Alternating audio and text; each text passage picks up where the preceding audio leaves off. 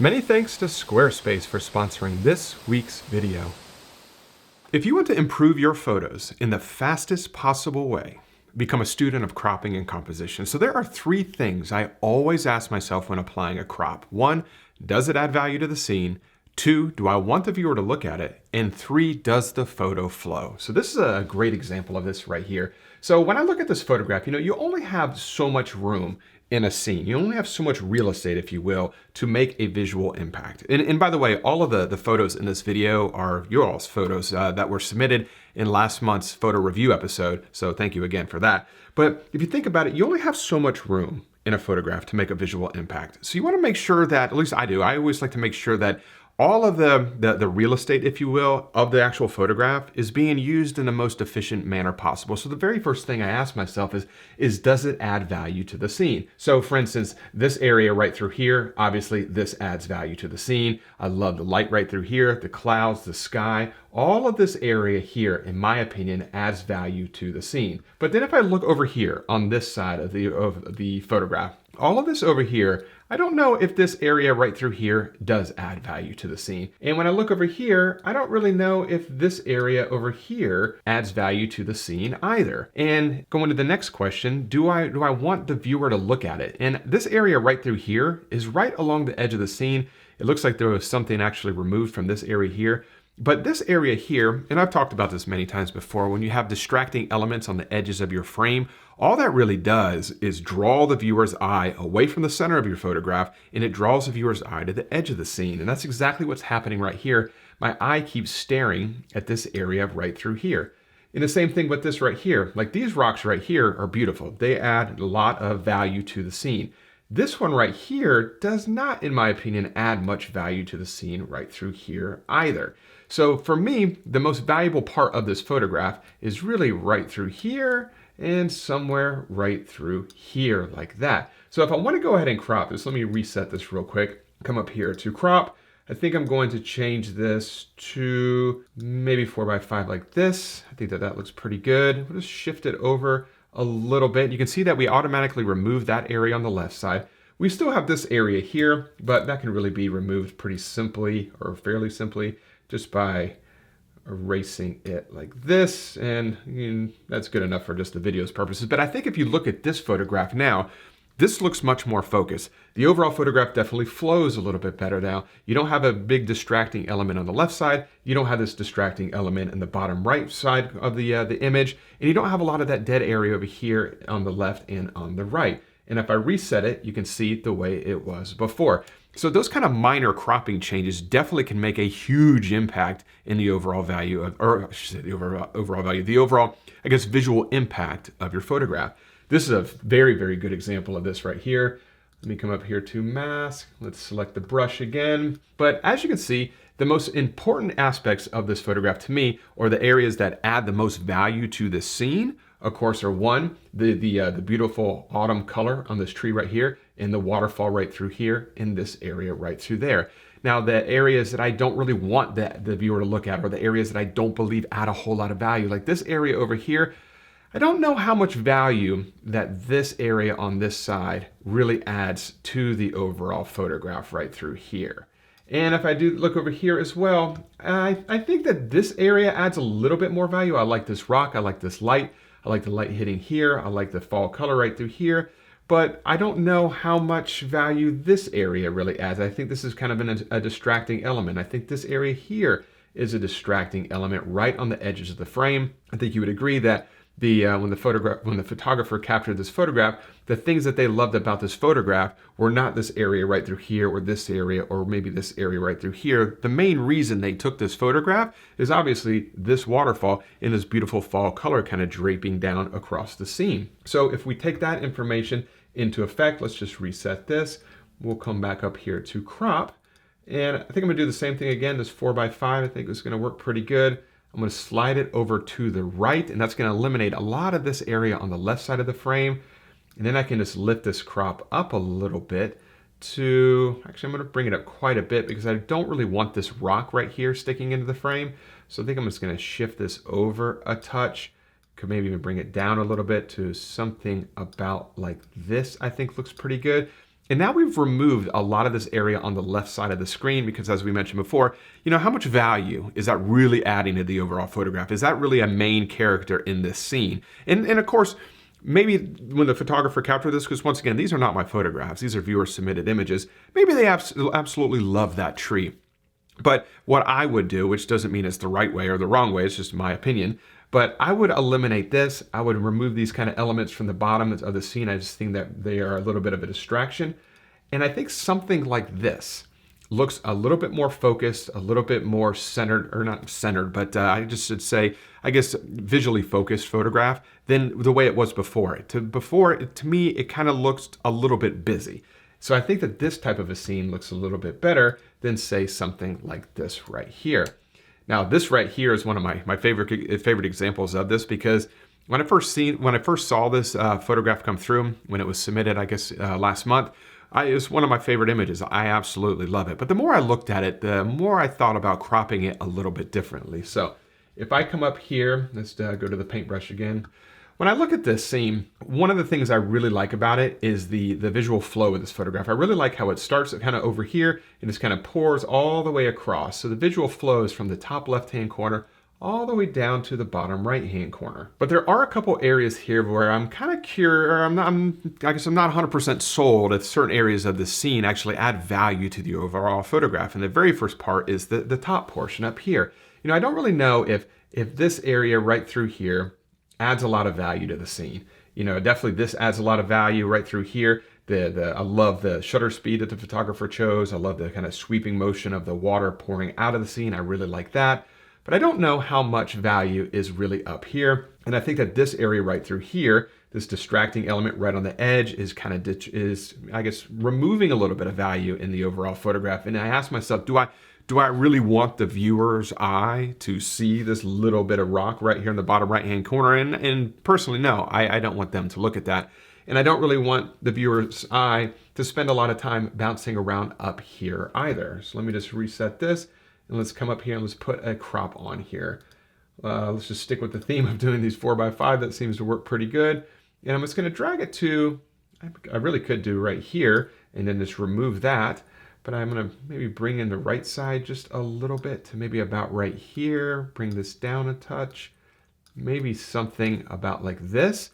Thinking about even bringing it in a little bit more to maybe about right here. I really like this leaf right here. I don't want to really cut that off, and I don't really want to cut off much of that right there either.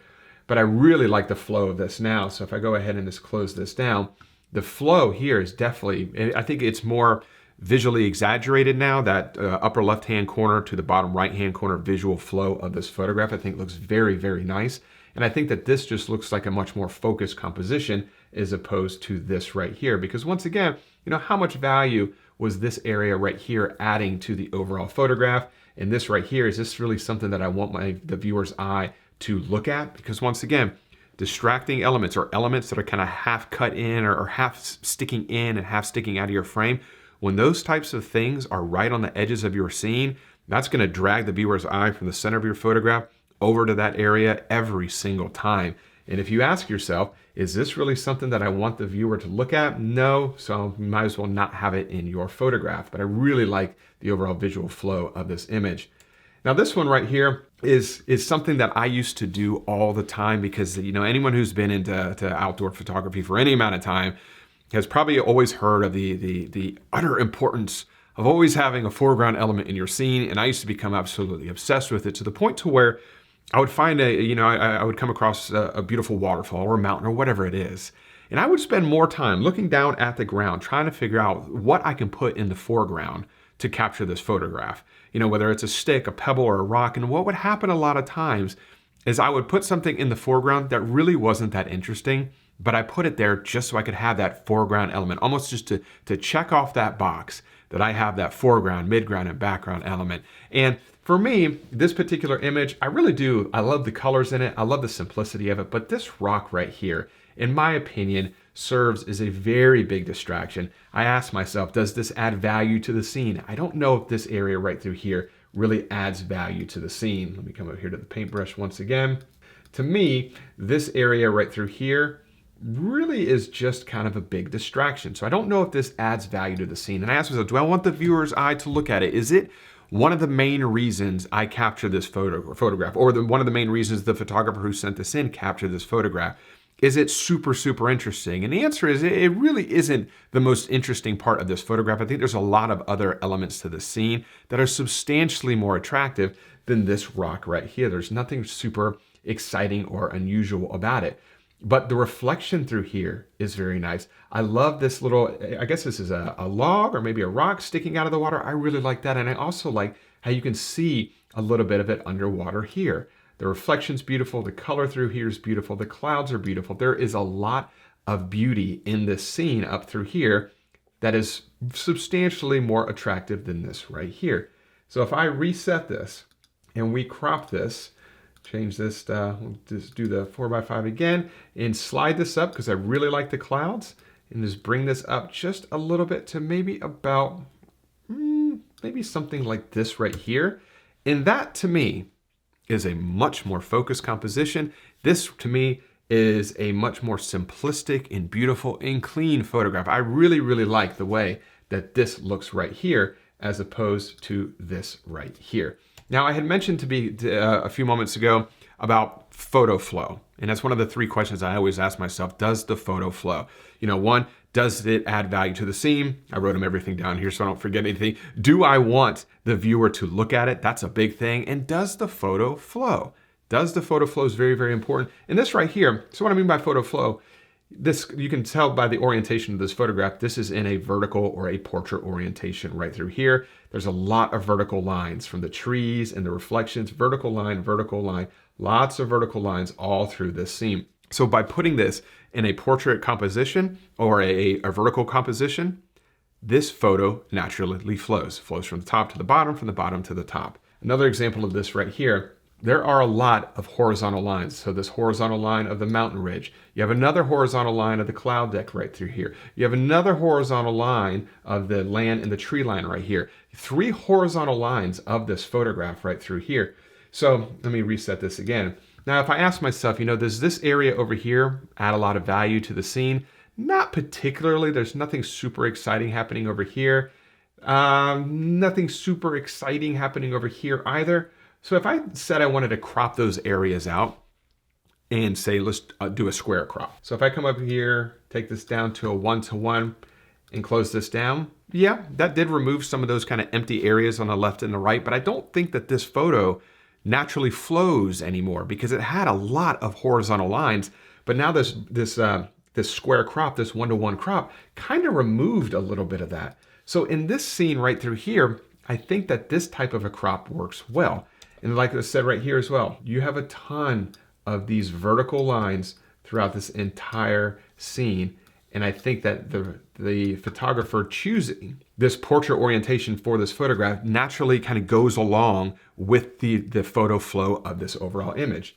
Let me hit reset here. And I do have an example here. This is one of my photographs of where I think a square crop works really well because yes, this photograph does have one horizontal line, but a lot of these tree trunks right through here are swooping. So you have it swooping this way, you have the reflection swooping this way. So it naturally creates this kind of circular effect here. And I think a square crop works fantastic in these types of scenarios because the beauty of a square crop is all sides are exactly the same. There are no dominant sides.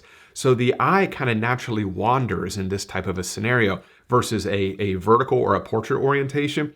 The dominant sides or the longest sides of that scene are on the left and the bottom. So the left and the right. So the human eye naturally travels up and down versus like this type of an orientation where the dominant sides are on the bottom here and the top. So the human eye is naturally going to just kind of go along to the left and to the right through here. In this example here, dominant side is on the left, dominant side is on the right, and then the eye is naturally going to kind of survey this scene up and down. So that's what I'm talking about when I talk about photo flow. Does the photo actually flow? I think that's very, very important whenever you're trying to determine, is there a way to improve your composition by utilizing the crop tool? So those are the 3 questions I always ask myself. Do I want the viewer to look at something in particular? Does the, whatever it is, something add value or detract value or remove value from a scene? Does it make it look busy? And the third question is, does the photo flow? And I think when you stick to those three questions, that's really going to help you answer a lot of things when it comes to determining what's the best way to crop a photograph. And I don't think you have to crop every photograph. Some photographs I don't crop of mine, but for the most part, I usually do crop in some way on all of my photographs, because I usually can find a way, once I get home from a trip, I start kind of looking at an image a little bit differently. I'm kind of, I'm outside of the element. I've had time to let my eyes reset from the scene a little bit. And then you kind of look at it with a clean slate, and that usually will help you to determine how best to potentially add a crop to a photograph.